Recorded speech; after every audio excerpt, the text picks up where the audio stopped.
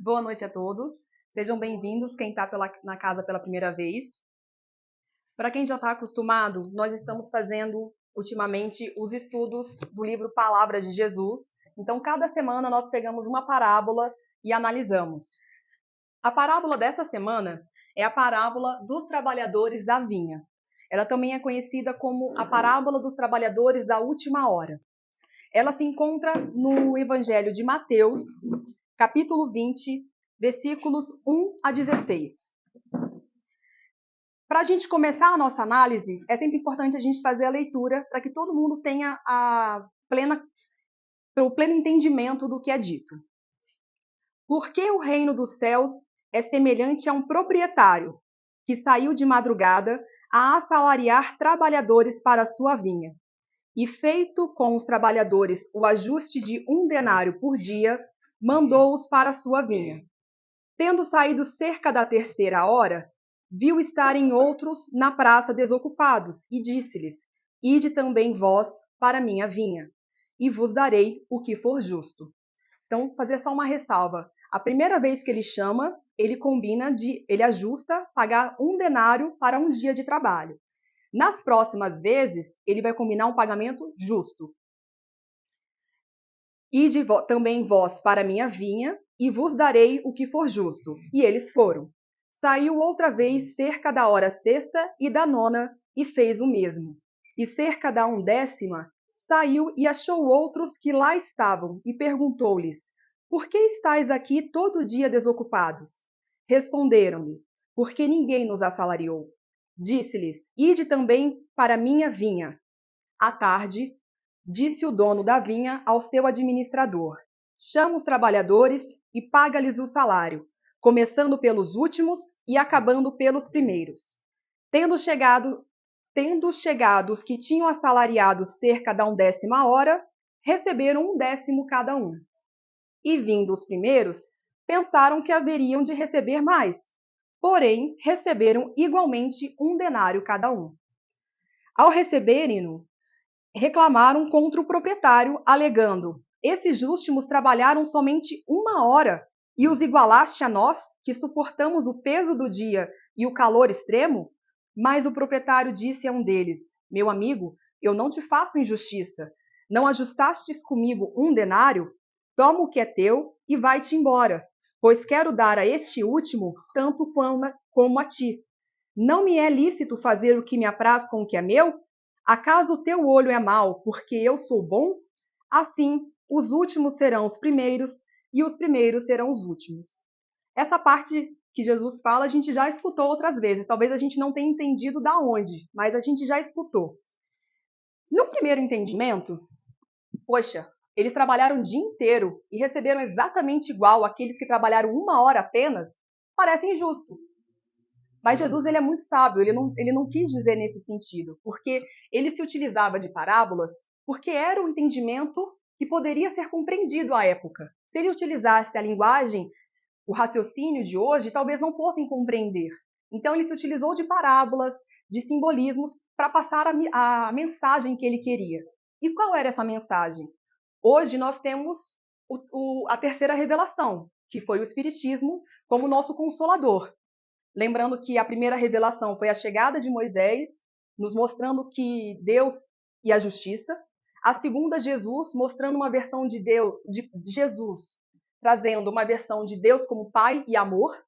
E prometeu uma terceira revelação, que foi o Espiritismo. Então, com esse nosso entendimento de hoje, a gente consegue entender melhor as parábolas. Então, vamos começar a destrinchá-la.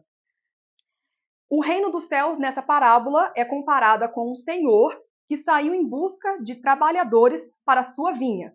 Esse senhor a gente pode compreender como Deus. E esse campo, essa vinha, como o universo. Então é um convite, um chamado de Deus para todos nós, mas para quê? Para o nosso progresso coletivo e próprio. Quando a gente faz o bem, quando a gente o bem pelo bem mesmo, não pensando nos nossos benefícios. Ah, vou fazer o bem porque eu vou passar de boa moça, eu vou fazer o bem para ficar bem na fita. Não. Quando a gente faz o bem, consequentemente, nós também seremos beneficiados. Porque o bem atrai o bem, E com isso, nós vamos melhorar o ambiente ao redor. Então, consequentemente, vai nos ajudar também, mesmo que não pensemos nisso como a prioridade. Mas continuando. Então, o progresso coletivo e próprio. A simbologia do vinho, ela é muito encontrada na Bíblia, nas passagens no Apocalipse, na Gênese. Por quê? Ela tem uma explicação, inclusive os espíritos pediram a Kardec, quando ele está escrevendo o livro dos espíritos, que desenhasse o raminho da uva no início, como na introdução. A palavra, na verdade, é prolegômenos, que é quase a introdução do livro dos espíritos. Ele pede para desenhar. Por que ele pede? Eles queriam algo material para explicar a nossa comunhão de corpo e espírito. Só que as coisas materiais, elas se deteriorizam, elas se acabam. Só que o vinho, ele tem uma característica, ele melhora com o tempo. E ele poderia ser dividido como o bago, a uva, que seria a parte física, o corpo, e o que é extraído, o líquido extraído dele, seria a nossa parte espiritual. Para esse processo acontecer, esse esmagamento, ele passa por dor, ele passa por sofrimento. Nossa lapidação também. Então, esse é o simbologismo que os espíritos utilizaram com o raminho da folha da uva. E está desenhado. Quem tiver o livro dos espíritos, observe chegando em casa. Ele está nos desenhos. Então, com a nossa acessão espiritual, outra parte que a gente pode colocar como premissa dessa parábola, a divisão por horas. Na época de Jesus, o tempo de trabalho ele era tido por horas. Então, 12 horas de dia, com a iluminação do sol, 12 horas de noite. Então, nessas 12 horas de dia, era quando se tinha o trabalho e era cobrado por horas. Por isso, essa simbologia do administrador chamando a cada hora os assalariados.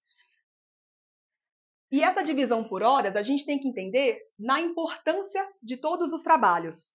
Por quê? O trabalho que começou na manhã, o trabalho que se teve à tarde, o trabalho que se teve mais ao fim no início da noite, todos são importantes. Nenhum tem um privilégio em relação ao outro. Porque o início pode ter começado com uma plantação, depois teve-se o cuidado, depois a colheita, depois amassando as uvas para se extrair o líquido, depois a fermentação para se virar o vinho. Então, todas essas etapas são importantes. Todas as horas são importantes. Esses trabalhos, cada um tem a sua finalidade e a sua função. E, além disso, existe uma solidariedade nas horas. Essas horas, elas se complementam. Sem o trabalho inicial, sem o trabalho dos trabalhadores da primeira hora, os da última não poderiam fazer nada. Não teriam o que fazer, não teria como completar o trabalho. E os da última foram também importantes para deixar o vinho pronto para se vender, para ter na mesa das pessoas. Então, aqui está a importância da divisão das horas, que cada uma tem a sua finalidade, e a solidariedade delas. Um ponto importante é essa transformação que pode vir de séculos. A gente sabe que somos espíritos imortais. Nós reencarnamos com um dos objetivos de lapidar o nosso espírito. Então, coisas que fizemos no passado nos ajudam quando nós voltamos. E um ao outro também. Então, a ciência não avançaria se não houvesse um progresso. A lei do progresso, ela é uma lei universal. A lei universal do progresso. Então, essa transformação vindo de séculos é no sentido de que um ajuda o outro. Então, o conhecimento, quando a gente chega, esse conhecimento a gente já adquire e parte daqui para frente, para que assim possamos todos progredirmos juntos. Tem um exemplo numa palestra do Haroldo Dutra, que ele fala assim, de 100 marteladas que quebraram a rocha. Qual que quebrou a rocha? A 100ª ou as 100 juntas? Aí a gente coloca nessa reflexão a solidariedade e a importância de todas as horas. A gente pode acreditar que foi só a 100ª. Seria só o trabalhador da última hora? Ou foi o trabalho de todos? Essa unidade. Os trabalhos, eles se complementam nesse sentido. Emmanuel comenta que o tempo, ele é um instrumento, uma ferramenta que está à disposição de todos. Cada oportunidade que aparece depende do trabalhador. Então, temos que aproveitar aquela oportunidade para trabalharmos na vinha do Senhor. Na passagem, ele comenta: os últimos serão os primeiros e os primeiros serão os últimos. Como já foi dito, o trabalho da última hora não seria possível sem o trabalho das horas anteriores. E outra questão, quando a gente está tentando aqui destrinchar a parábola e explicar por que não foi injusto aquele pagamento. Porque quando a gente pensa na nossa cabeça hoje, do trabalho, do nosso trabalho do dia a dia aqui na Terra, parece muito injusto. Mas vamos entender o que era esse trabalho que Jesus falou na parábola. Esse trabalho são valores que a gente vai levar para a nossa alma. Eles vão ser eternos junto conosco. Então, a gente não pode quantificar esses valores. Não, eu vou dar 1/3 de amor, de caridade. Não dá para a gente quantificar dessa forma. Ou a gente tem ou não tem. E como Deus tem nós todos como filhos iguais, Ele quer o mesmo para todos nós. O foco principal daqui seria qualidade versus quantidade. Eu acho que essa é a grande questão dessa parábola. Porque é igual aquela pessoa que está há 50 anos na empresa, mas é um péssimo funcionário. Ele se acomodou, ele já não quer mais trabalhar. O tempo não necessariamente é competência, não é evolução. Então, se ele não faz daquele tempo algo que realmente transforme, que o aprimore, de nada adianta, é só tempo. Agora, falando sobre o servo que aguardava ser chamado.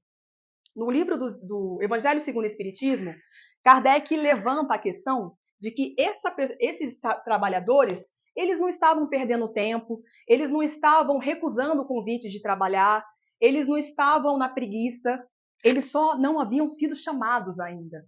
Assim que eles foram chamados, eles atenderam o pedido e foram trabalhar. Então, é importante nós nos atentarmos. Nós estamos ouvindo os chamados? É despertar a nossa consciência. Porque entender o chamado não vai vir como um convite formal. Você está sendo convidado para trabalhar na vinha do Senhor. Não vai ser assim um convite. Ele vai estar nas pequenas atitudes. Ele vai estar numa atitude de compaixão, de entender o próximo, numa dor. Muitas vezes a dor vai nos despertar. Não, eu preciso atender o chamado. Eu preciso despertar a minha consciência.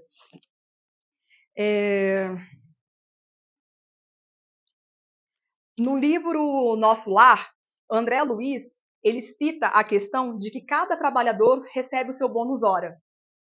Esse bônus hora ele quer utilizar para ter o merecimento de ter uma notícia de sua família depois que ele desencarna e está no plano na colônia espiritual.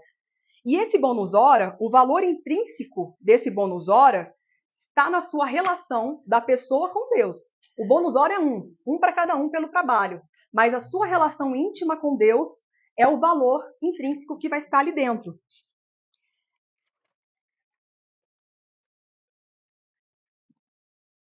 Falando agora um pouquinho mais do trabalhador da última hora.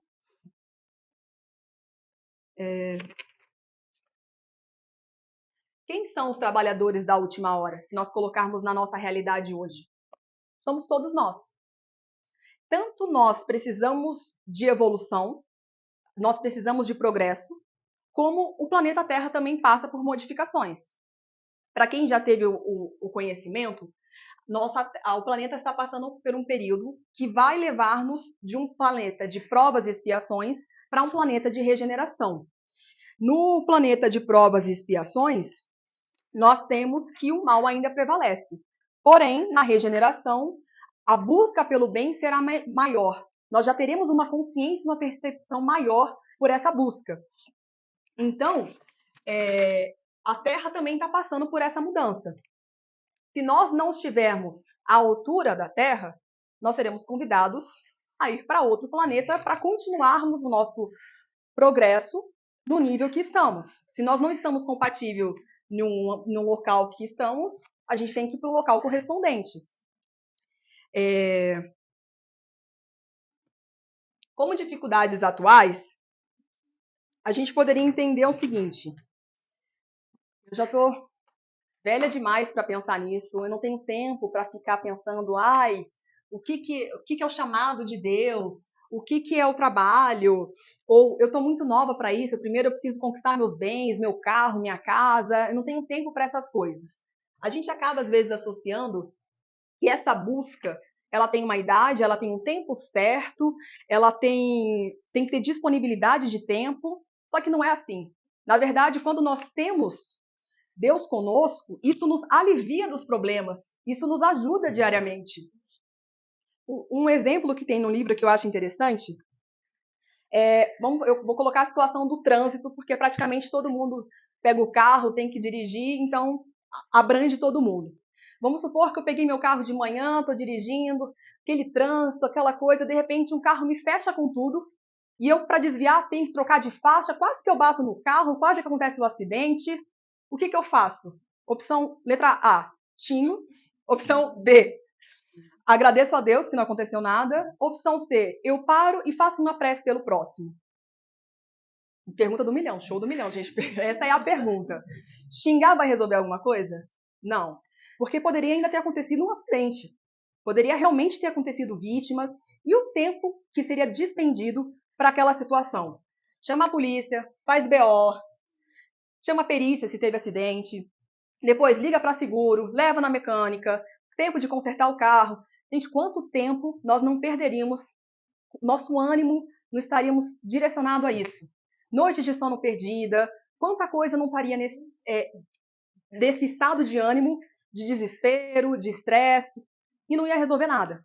Agora, se quase aconteceu um acidente e a gente, meu Deus, obrigada por ter me protegido, de não ter acontecido nada, ou melhor, Senhor, protege aquela pessoa. Eu não sei se algo atormenta ela, se ela recebeu alguma notícia, se algo a perturba, protege ela que ela chegue em segurança em casa. Esse é o salário justo. Quando a gente faz a prece, a gente vai receber o salário justo. Porque a gente conseguiu pensar no próximo. Mesmo num momento que, em primeira reação, todo mundo iria querer xingar. Aquele momento. Então, todos nós seremos e somos constantemente chamados para trabalhar na vinha do Senhor. E esse trabalho a gente aceita ou não, vai depender do nosso livre-arbítrio. Como Deus é muito bondoso, Ele nos dá a eternidade para irmos atrás dessa nossa regeneração e desse nosso progresso.